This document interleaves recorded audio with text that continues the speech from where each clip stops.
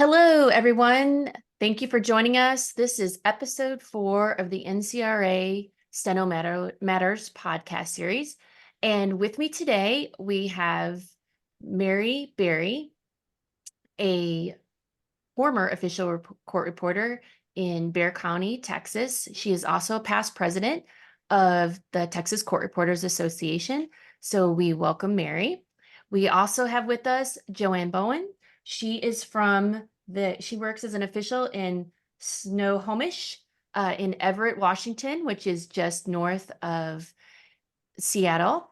And then finally, of course, I don't know that he needs an introduction, but Max Curry is joining us, past president of NCRA, the past president of Tennessee, and also the current chair of the NCRA A to Z committee for NCRA. So we welcome each of them and thank you for being here with us today. And on this episode, we are going to be discussing the Court Reporting and Captioning Week that we celebrate every year now for over a decade in February. And this year it's February 3rd through the 10th. This year is extra special because we are celebrating NCRA's 125th anniversary as an association. So it's definitely an exciting time for NCRA. Before we get started, I wanted to highlight a couple of functions that are going to be going on for NCRA this year. First of all, the NCRA Student Teacher Committee is hosting a free webinar for student members on February 7th in honor of this special week for us. And it's entitled Practicing in the 21st Century. Attendees will learn how to make and keep a practice routine, as well as different techniques for practice to help them jump over those speed hurdles that we all can relate to in the past. Information and registration can be found on the NCRA Learning Center on the website. Also, I had the pleasure of sitting in on the committee meeting with the Membership Marketing and Outreach Committee this last week, and they are developing a 7-day social media plan for NCRA members to use during this special week. Each day will be designated a different task for members can post to their social media platforms, such as throwback pictures of perhaps when you were in college, and for some of us, that might have been a few years ago. And or your favorite part of your job, funny experiences, sometimes there's part of them, or showing highlighting pictures of your machine. The plan will be shared in an upcoming GCR weekly article and then also on the NCRA social media platforms. Finally, the NCRA Captioning Committee is encouraging members to participate in its captioners, the places we've been, the people we've seen, and the fun we've had in an effort to support and promote court reporting on our special week.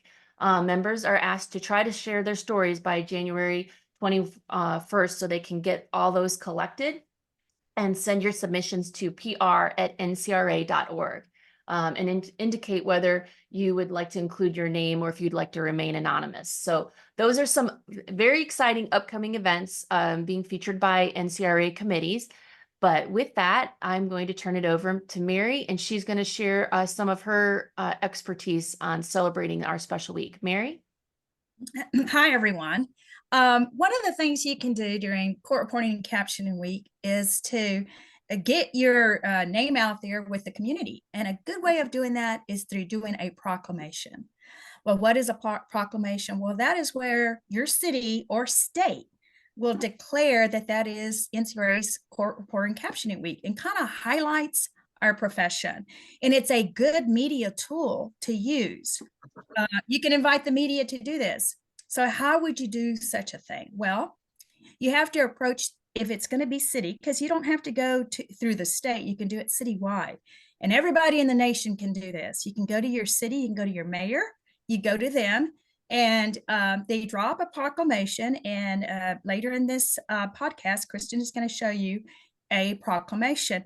You drop a proclamation, and then they get it all together. Now you have to do this well in advance of Court Reporting and Captioning Week, because as you know, city government, state government is super busy.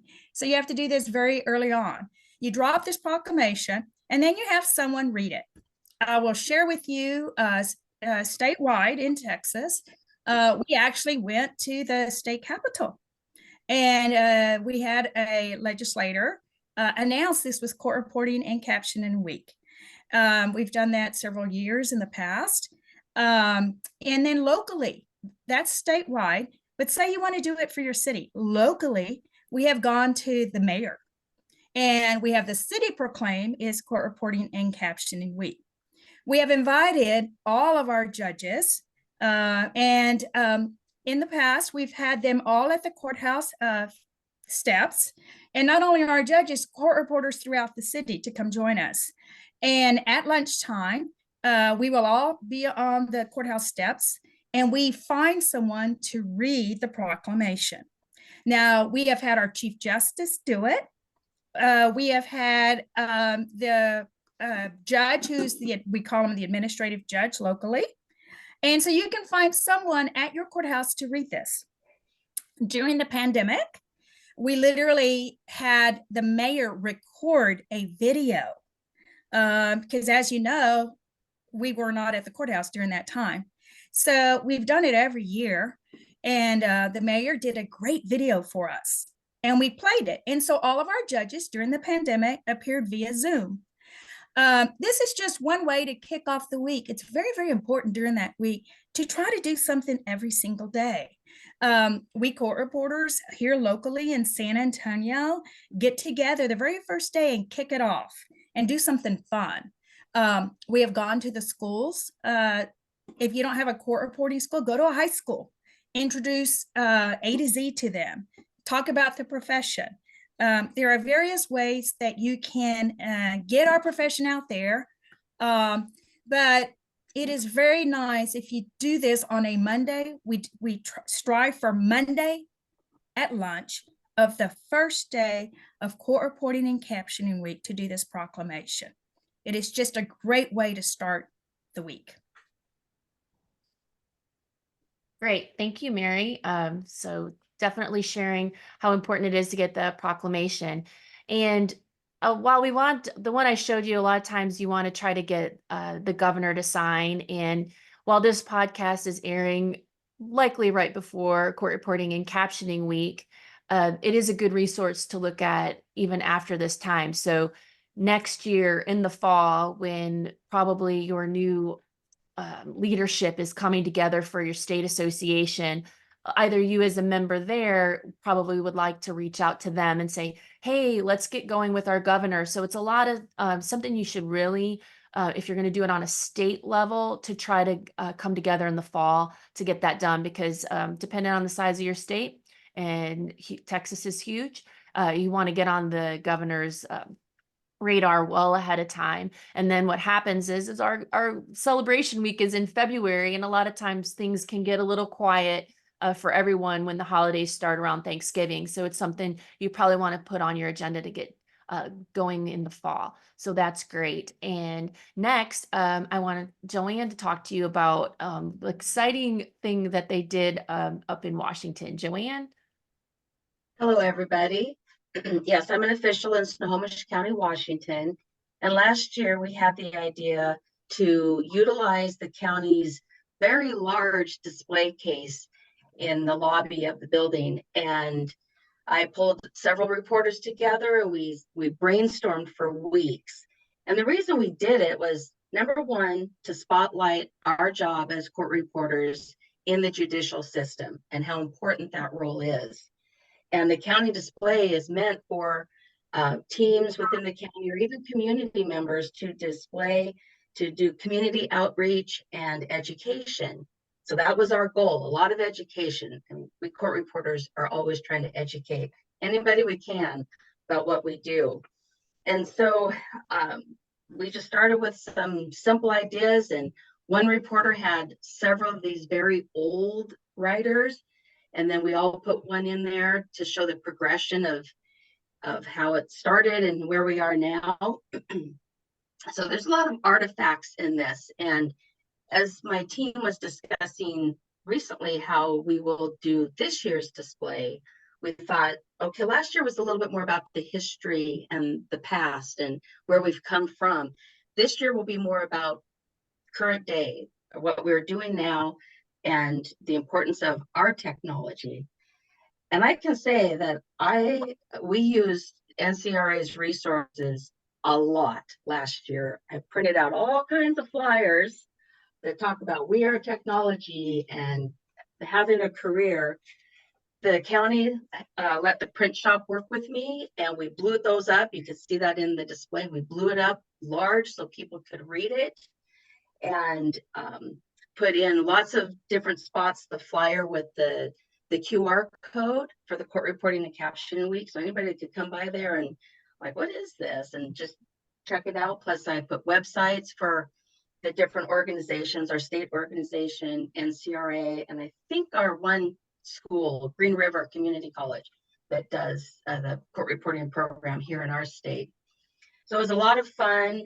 And I think that the feedback that I did receive was extremely positive. We would tell the judges to go look at it, and they just thought, wow, this is really neat. And being that we're in court all day, we don't know what the general public really thought or saw, but as I would walk by to go to the elevator to the car, I could see people stopping and reading and being, oh, this is kind of cool. So that's what we did last year. This year we're going to do current, and for the captioning week, our hope is that between the 15 of us that are there, 2 to 3 people every day during the court reporting and captioning week will run over around 12:15 and set up a live display. We'll just have live court reporters doing real time and answering questions if people come through that are curious what we are doing. So that's our goal for this year, and maybe having some live, not live, but like video loops with different video snippets that can play that will be captioned. You can't really have sound in this display, but just some TV screens or monitors running some different videos. So back to last year, we did get a couple judges to give us a statement that we also blew up and put on a poster board. And I kind of would like to read the one from the presiding judge last year. It's pretty short. So our presiding judge at the time, the Honorable George F.B. Apple, said, "Court reporters play a vital role in our justice system that no machine could duplicate. They apply intelligence and understanding to ensure an accurate and meaningful record. The certainty of the record, in turn, permits a proper application of law to facts." So our judges are extremely supportive, but we want more people to know what we do, why we do it, and how we do it. Just wondering if anybody had a question about anything else that we did. I have a comment. I love it. I love that idea. I can't wait to use that idea here locally. I think it's an awesome idea. As many people as come to our courthouse, we have 2 courthouses in San Antonio, to try to get a display out there so it's there all the time, not just in court reporting and captioning week. So it's a great idea. It's a fabulous idea that I hope to share with others since I'm retired now, to get that into our courthouse, because it is there all the time. I don't think that we showcase court reporting and captioning week for 1 week, but to do it all, we need to do it all year. And if we can have that display up all year round, can you imagine how many jurors, they get bored when they're in the central jury room. Yeah. They just do. And people that are waiting for their case to be called out in the hallway, they just are just told, they read anything and everything. And I know there are logistics, a lot of hoops we're going to have to get over because of posting something. But it is a fabulous idea, and I hope that our court reporters at the courthouse can take that idea and run with it. So thank you. You're welcome. I hope they do. I just got an email from our current state president, Jennifer Polino, because I wanted to let her know that we were doing this again to get into our state newsletter. And she's like, your group has inspired us. She wants to do something in her courthouse. And you can see in that picture, we did get a proclamation from our governor last year. I don't know if anybody has pursued that. I will try. I don't know if we have time, but it would be great if our governor could do that again this year. And if not, maybe I'll get the county council to do it, since this is a county display. That's Or your great. mayor. I don't know if you have thought of your mayor to do it. Go to the mayor, your city. Okay. You don't have to go statewide. You can go to your city and, it can have a domino effect. You do it, somebody else in another city in your state does it, and it'll just have a domino effect. Go to your Okay. city. Great idea. Great Yeah, idea. JoAnn, I have to admit, you got my wheels turning in my head about marketing on something like this, that with what we're dealing with in Tennessee, that if we could organize what you're talking about, across the state and all of the major cities, and then also at the Capitol, since we're fighting for keeping our licensure, that we could set something like that up and have reporters that come and go that are doing real time and demonstrating what we do and how technologically advanced it is and how efficient it is, and that there's a person of intelligence behind all this. I think that could be so very impactful. I really, really love that idea. Me too. Great. And I'm going to jump in here for just a second and share screen. I want to show you, I was kind of jumping there a little behind JoAnn, is our website here. You can see the homepage, home events, court reporting and captioning week. This is the date, February 3rd through the 10th. And here, there's a bunch of resources here. If you think, oh my gosh, I don't know how to get started. And this is where people keep hearing from me this year, make every connection matter. And we need to do that because it jogged my memory about making connections matter, because I actually did not know JoAnn before this podcast.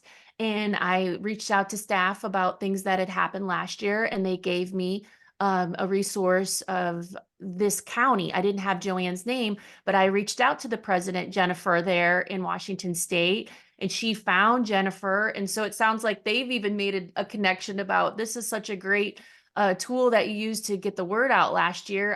Now that she's going to do it on being the president of Washington right now. And so it's exciting to show how we learn from each other about what we can do. So you can see here, you can download a flyer. Earlier in the podcast, I jumped onto the proclamation that was an example from Michigan. But here, if you click on these links, and I don't want to spend a lot of time taking you there, but you can see social media tips, even a certificate of appreciation for people in your state association or local associations that we have here in Texas for saying, hey, thanks for doing a stellar job for getting the word out. Those are just things for each other, but how to do state's article to announce the week. So those are things you'd want to get out quickly, but even more exciting is a special emblem that we have there for the national celebration for the 125 years. You can even see the Zoom background that I'm using. Ask me about being a captioner or court reporter, ask me why I do what I love. And there's the QR code that JoAnn spoke of on the flyer to take you to Discover Steno. And social media, Zoom cards, career day toolkit. That's a little tongue twister. Promote the profession. Now Discover Steno. So that's where we're going to segue over here to Max. As I mentioned, I'm going to stop sharing screen unless anybody has something they wanted me to go to specifically there, and kind of segue over here to Max, because where do we share all this excitement about this special week, where do we send them? Well, we want to send them to Discover Steno and the NCRA A to Z program. So Max, if you would like to take it over from here, that would be great. Hey, everybody. Forgive my voice. I'm a little under the weather, but hanging in there. During my presidency, the big push for my presidency in 2019 and 20 was our A to Z program and getting it in all 50 states at that time, boots on the ground programs. And halfway through my presidency, we had a big bump in the road called COVID. And so we had to triage. NCRA had to triage what was absolutely vital and necessary to keep us going. And we had to also figure out how to get all the reporters back to work.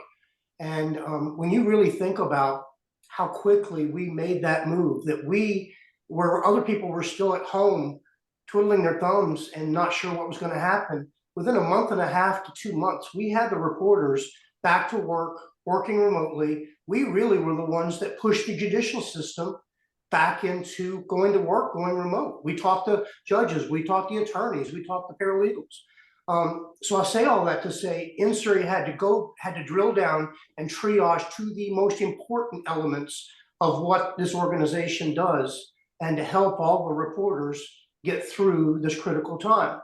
Well, I say that to say a lot of programs had to fall to the wayside while we did this, because our ever-present attention was on these high-level things.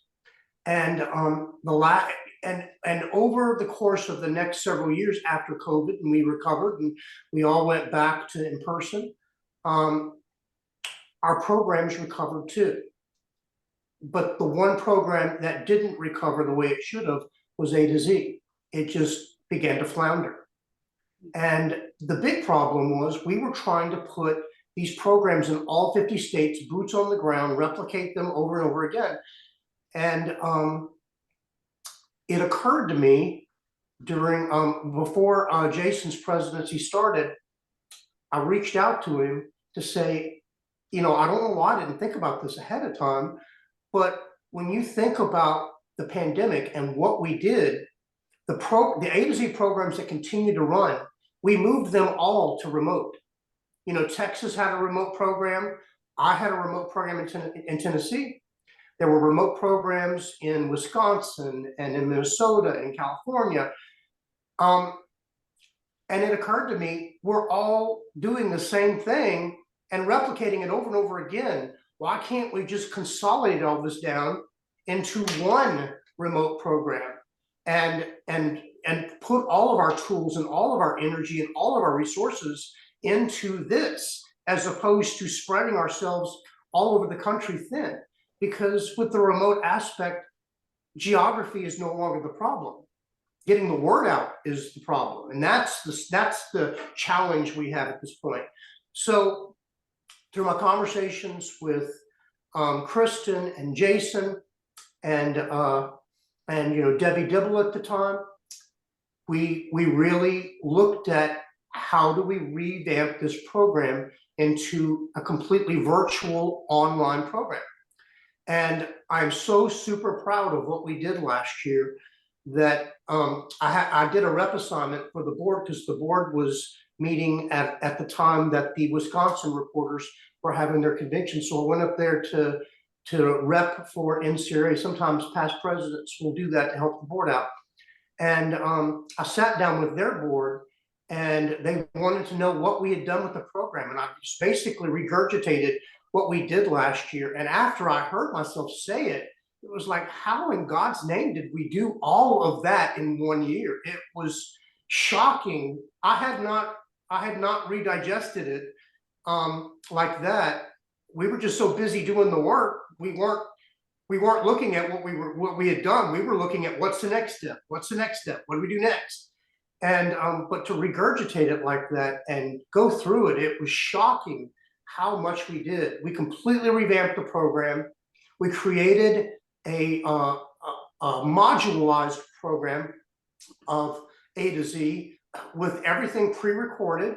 And there's also homework there for them to be able to sign on and do practice, do their homework. And the whole thing is regimented out that they can't get their certificate of completion until they've completed each module. And the next module doesn't open up to them until they complete the previous module.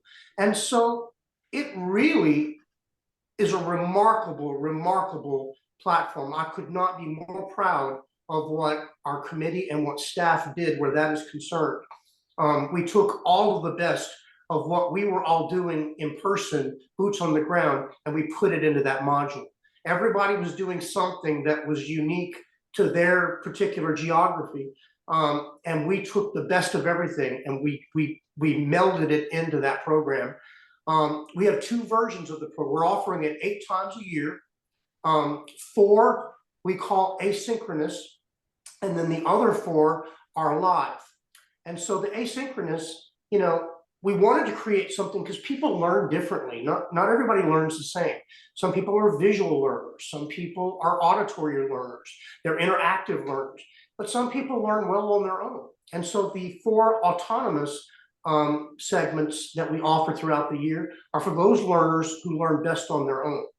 And you know, the module is there, explains everything as they work through it. They've also got the book that they can download for the A to Z program. And also there is a contact number there if they get stuck or they have a problem or a question, that they can reach out to one of our volunteers.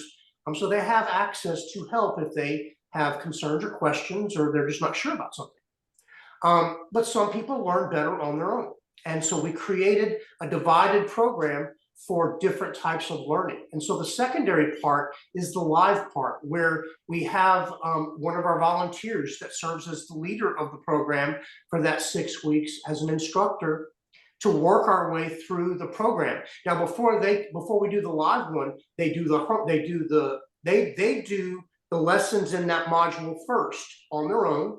And again, there's a phone number there for them to reach out if they have questions. And then they also do the practice sessions, and then they do their homework. And then there's a test at the end to reiterate, did they learn, did they absorb what they were supposed to learn before they move to the next module? And then when we do the live class, we basically use the live class as a professional reporter to go back through the lessons to really reiterate and put more meat on the bones of what they learned, and and we can interact with them. They can hear us. They can't see each other in this. That's one thing I wish we could do, but there were technological and logistical reasons why we couldn't. And but at the end, we started doing a meet and greet thing where we would save like 10 minutes where we could go to a separate Zoom like this, and everybody could see each other, and we could talk about the lesson or any questions anybody had, or any questions they had about the profession or whatever. So it has just worked so beautifully. We had some bugs in the beginning, we worked through them. I did the very first one for us to work through the bugs, but I think it's probably one of the things professionally I am the most proud of what I've done as a professional reporter and as a volunteer for our national or state. I would put that up there with my presidency of getting us through the initial stages of COVID, that this is a lasting thing that is going to make a difference, and it is absolutely making a difference. We have the data and the information to track how this is working. And the best thing about this program is it identifies not only who the strong candidates are, so we can promote them and support them as they go through school, but it also identifies the candidates that don't need to do this, that this is not for them. That, you know, we've known for a long time, our biggest portion of the dropout, we know 90% dropout in court reporting, but of that 90%, 50% happens in theory. And it usually happens somewhere between lesson 1 and 10, because people get into it and they're like, oh my God, I hate this. This is not what I thought it was going to be. And the great thing about this program is it helps us identify those candidates and help them to figure out this is not for them at all. They don't like it. They're not going to be successful at it. And they never enroll in school. And we don't count them as a dropout. So this program is just so genius and so smart in so many different ways. And it's going to help us in so many different ways. I truly believe within the next few years, between what we're doing and other organizations are doing similar to what we're doing, that we're going to see, you know, the completion rates in school rise, because we're promoting our best candidates to go to school, the ones that already have a solid foundation for what they learned in A to Z, and that they almost always come out with that, what we all had when we went to school, that burning passion of, oh my God, I love this. I can't wait to the next thing to learn, or the next speed, or whatever. You know, it's so rewarding. And I encourage you, if you want to give back in some way, you don't have to lead a program, but there are lots of things happening in the background for each one we do.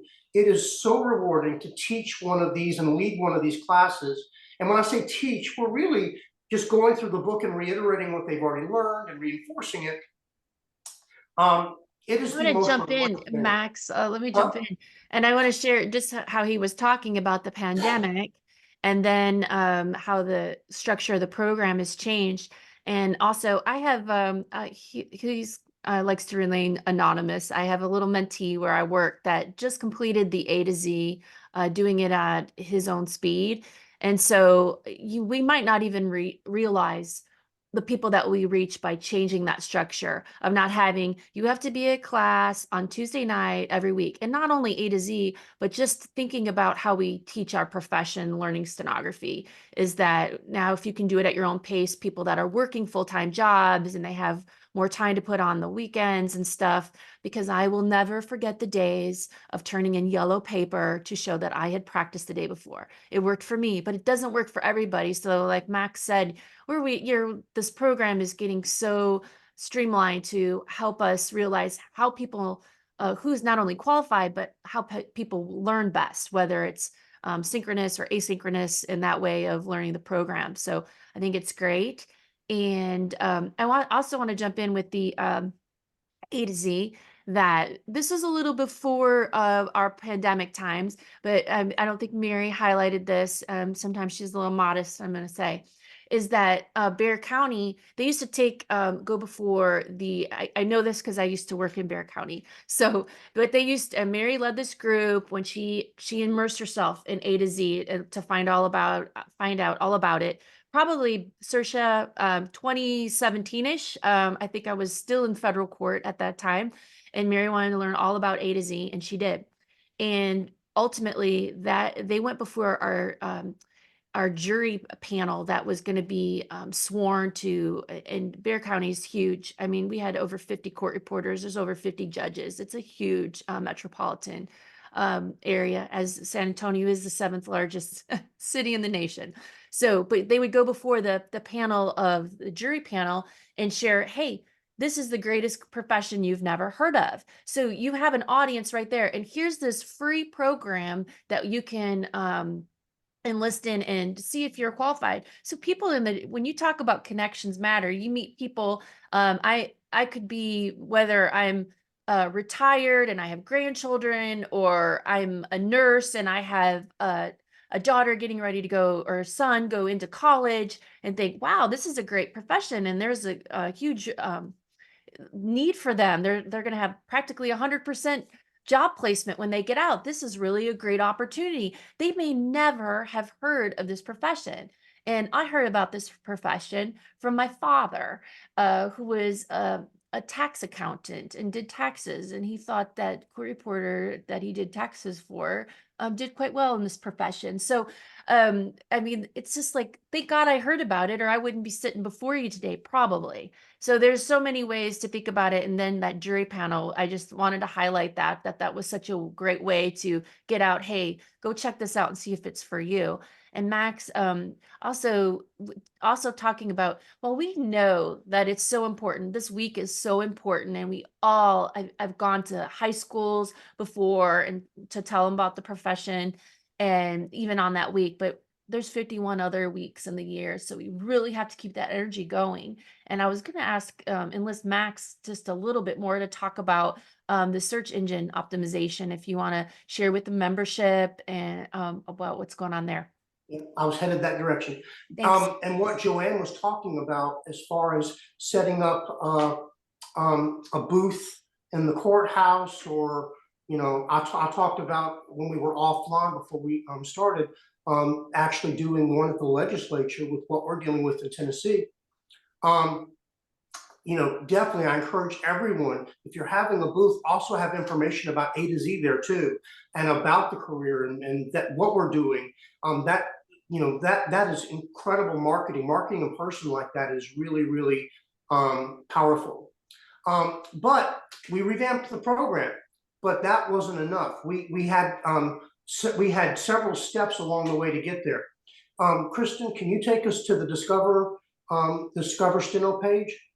So we completely revamped the program, but then the Discover Steno page, the landing page for the program, was really dry, and it was not a great marketing tool. It was just a lot of information. but it didn't really get your attention. So if you go back up, we've got the Steno machine, and when this finishes booting up, it actually shows them writing, and so it's interactive, and we've got some really cool little clippets from other things that people have done, like Stan Sakai, how he did his little thing on TikTok about how the keyboard works and explaining it in a way that, you know, young people are going to be able to understand and get the concept of what we do. So the secondary thing we had to do was revamp this landing page and really make it something that was going to grab your attention.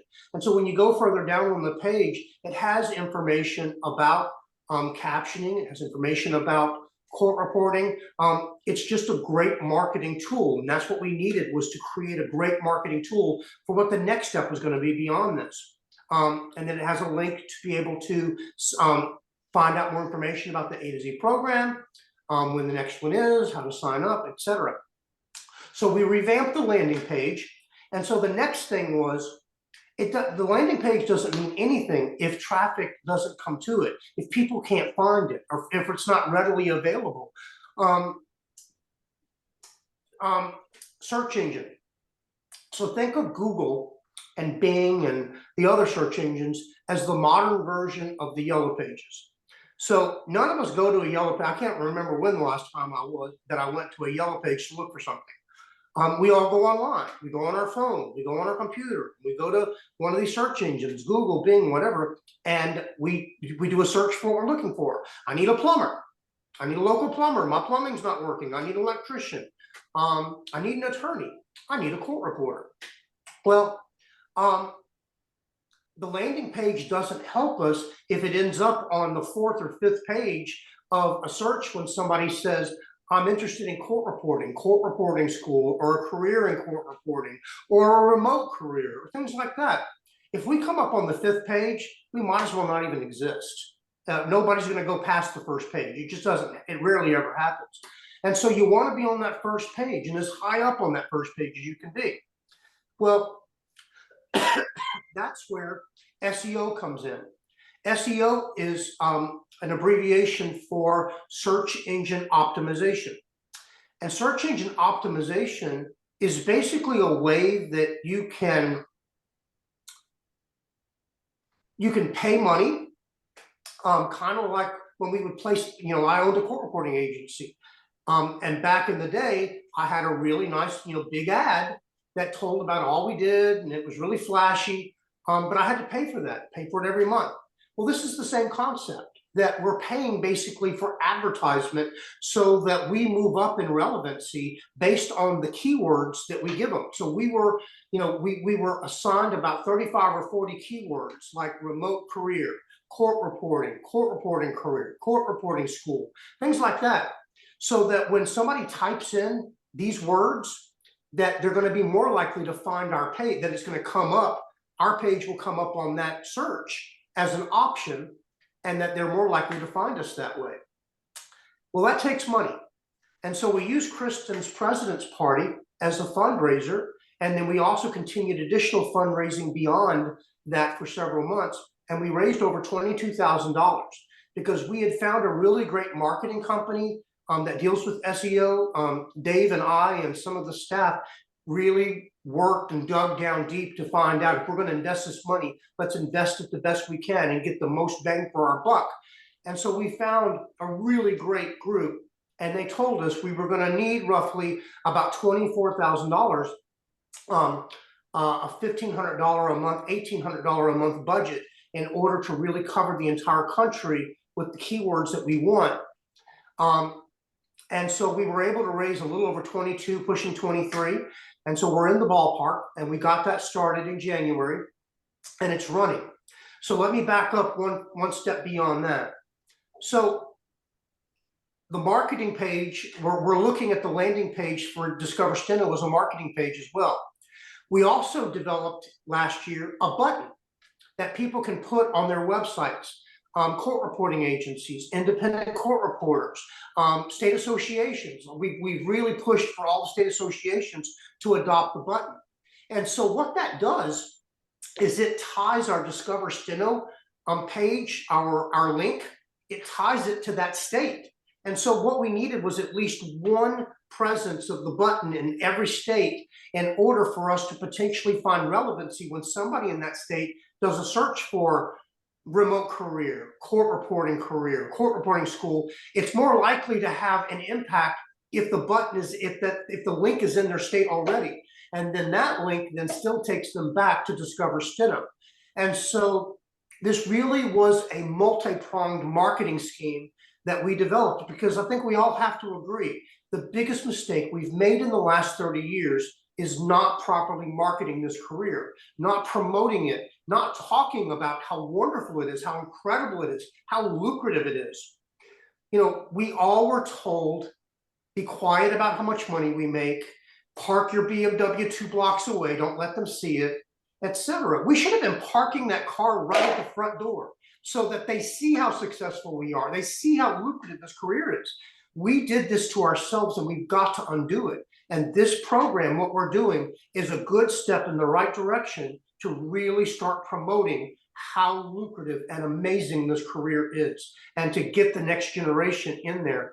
And the people that are coming through are young and energetic, and they're just ready to learn, and they're so excited. I have nothing but hope now for the future of our profession, nothing but hope, because this program is working. Others are doing similar things. We are making the difference. We're moving the needle. And so what we need is we need to have a full year of analytics of how the SEO is working for us as far as the investment we've made.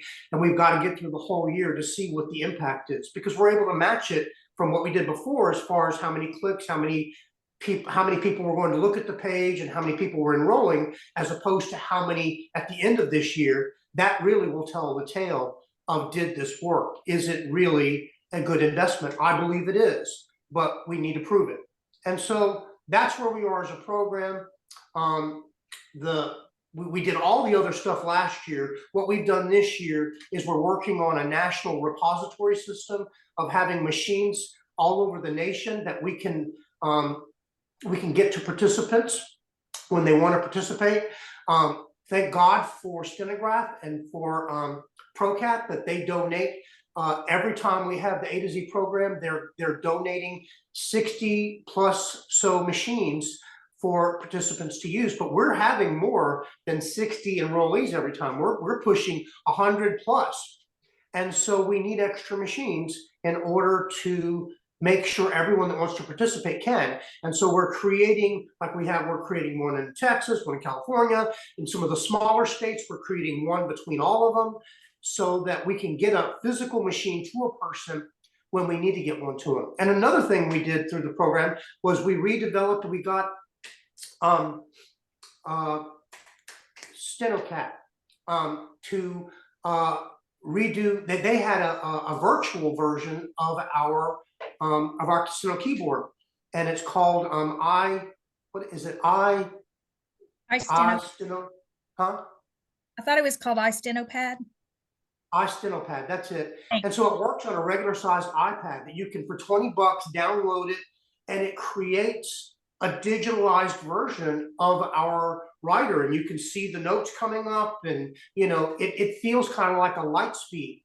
A lot of the complaints we got about it were that it didn't feel like a Steno machine. And so we got them to work with us, and we created an overlay, a plastic overlay that gives the feel where you can actually lay your fingers on it without it depressing, and it gives the feel of a Steno machine. So we've really thought outside the box and taken technology as far as we can take it to help leverage every possible scenario of getting people participating. And I think the last time I talked to Cynthia about this, we've got about 20% of our participants that are using the iStenopad app to participate, and they get to keep it forever. Once they do that $20, it's theirs forever. I've got it on my iPad, and sometimes when I'm in court and I'm waiting for my case to come up, I'll pull it out and I'll just practice writing on it. You know, it's a great little tool. It's not for school, but it's a great tool for what we're doing with this program, and for, you know, just off the side practicing and stuff. So we've really knocked the ball out of the park with this program. We just need to continue it and keep it keep it going, keep it vitalized, and keep marketing and advertising it the way we've been doing it, plus more, that we need to do a better marketing scheme. And that's exactly what this is, what we're doing. And it's a first step in the right direction.